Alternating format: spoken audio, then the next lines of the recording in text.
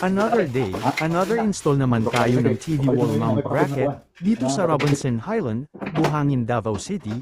Ito ay isang Samsung Curve 55 inches Smart TV.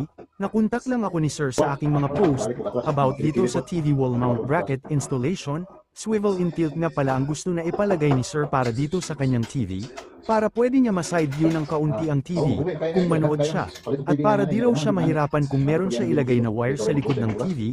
Sa mga nais magpa-wall mount bracket, pwede ninyo kami i-direct PM kung ilang inches at location, kung meron bracket o wala, para ma-estimate namin ang cost of installation, at pwede din ninyo i-visit ang aking page at group ang TV Bracket Davao.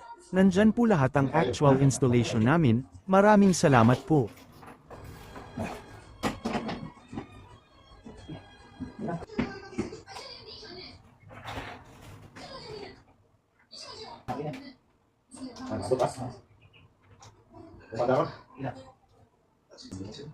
Tama na, katapo, ingat na. Okay lang.